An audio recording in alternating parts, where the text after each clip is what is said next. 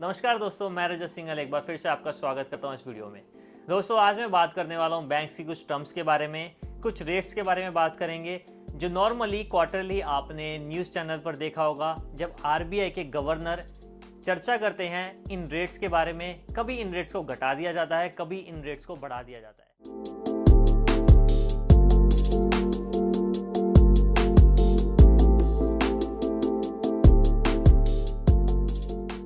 जी हाँ, मैं बात कर रहा हूँ रेपो रेट की और रिवर्स रेपो रेट की। आरबीआई की क्वार्टरली जो मीटिंग्स होती हैं उसके अंदर इन्फ्लेशन को कंट्रोल करने के लिए इस रेपो रेट को एडजस्ट किया जाता है। एट प्रेजेंट ये रेपो रेट 4% पे चल रहा है। सबसे पहले जान लेते हैं रेपो रेट होती क्या है।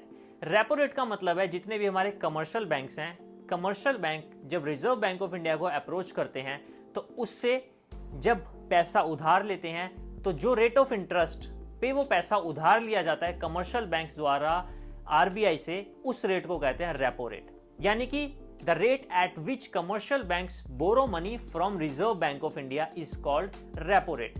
और अगर इसका रिवर्स कर दिया जाए, यानी कि बात अगर रिवर्स रेपो रेट की जाए, तो रिवर्स रेपो रेट का मतलब है जब कमर्शियल बैंक्स अपनी आइडल मनी, जो भी फ्री पैसा होता है, उसको रिजर्व बैंक ऑफ इंडिया के पास डिपॉजिट कर देते हैं और उस पर जो इंटरेस्ट अर्न करते हैं, यानी कि अब ये जो इंटरेस्ट है आरबीआई बैंक यानी reserve Bank of India commercial banks को देता है, उस इंटरेस्ट को कहते हैं रिवर्स रेपो रेट।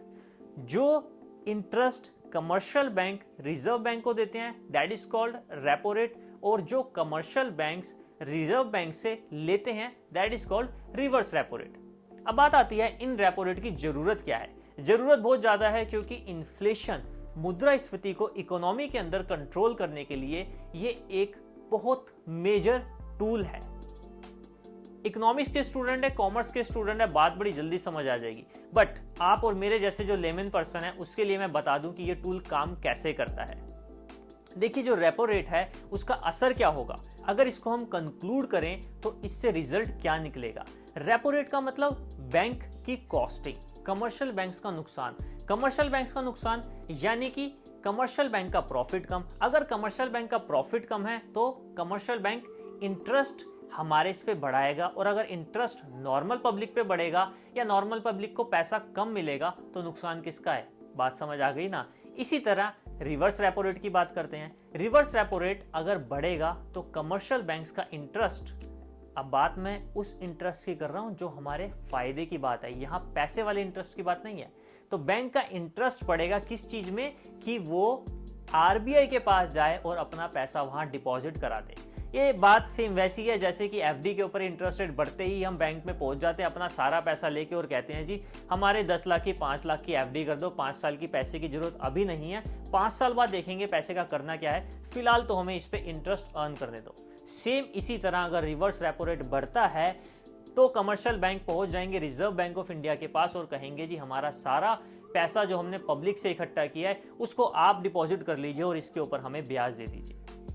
इसका रिजल्ट क्या होगा, जब हम कमर्शियल बैंक के पास लोन लेने जाएंगे तो कमर्शियल बैंक कहेगा टन गोपाल हमारे पास तो कोई पैसा नहीं, हमने तो सारा पैसा अपना रिजर्व बैंक ऑफ इंडिया को दे दिया है। क्योंकि भैया आप में से कुछ ऐसे बंदे होते हैं जो हमारा पैसा लोन लेके अब्रॉड चले जाते हैं, कम से कम हमारा पैसा रिजर्व बैंक ऑफ इंडिया के पास सिक्योर भी है और इंटरेस्ट तो हमें रिजर्व बैंक ऑफ इंडिया से भी मिल रहा है। तो इसीलिए आरबीआई के जो गवर्नर हैं time to time, generally quarterly, इन रेट्स को अकॉर्डिंग टू इन्फ्लेशन रेट जो इकोनॉमी के अंदर, एक कंट्री के अंदर चल रहा है, उसके अकॉर्डिंग इसको बैलेंस करते हैं ताकि ऐसी कोई भी नौबत ना आए और आप जैसे और हम जैसे बिजनेसमैन को अपना काम धंधा चलाने के लिए या काम धंधे को बढ़ाने के लिए बैंक से लोन मिलता रहे।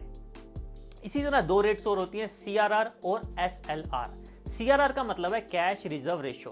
तो ये आरबीआई की गाइडलाइंस है बैंक के लिए। गाइडलाइंस भी क्या है, एक रूल है कमर्शियल बैंक्स के लिए कि बैंक के पास में जितना भी पैसा पब्लिक से डिपॉजिट आएगा उस पैसे का कुछ परसेंटेज उसे आरबीआई के करंट अकाउंट में रखना ही पड़ेगा।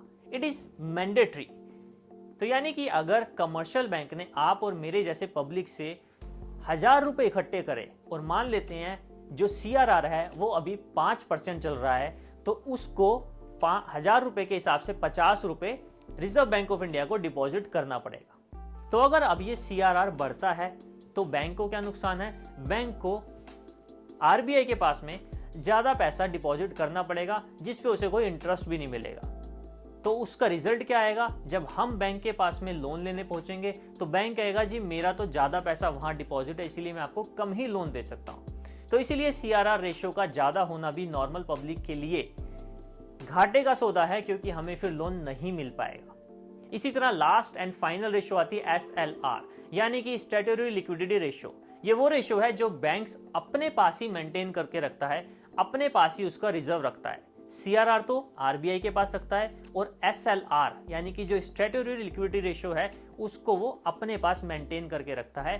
मेंटेन करता किस लिए है? मुसीबत के समय। आप में और हम में से कुछ लोग ऐसे भी होते हैं जो लोन लेकर रफू चक्कर हो जाते हैं। आए दिन आपने PNB घोटाला और कोटक बैंक या HDFC बैंक जैसे खातेदारों की लिस्ट में बड़े बड़े इंडस्ट्रीज का नाम सुना होगा जो बैंक की मोटी रकम को ना चुकाकर रफू चक्कर हो जाते हैं। उस टाइम पे काम आता है बैंक का ये रिजर्व रेशो।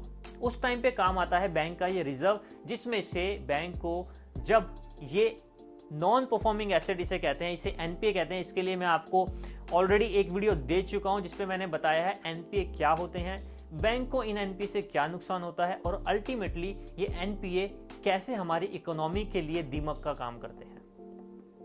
तो जब ये NPA हो जाते हैं तो बैंक अपने जो रिजर्व रेशियो उसने बनाया है, जो SLR RBI की गाइडलाइंस के अकॉर्डिंग उसने अपने ही पास अपने पैसे को रिजर्व रखा है, वो उस टाइम पर उसमें से पैसा निकाल कर इस NPA के नुकसान को कवर करने की कोशिश करता है।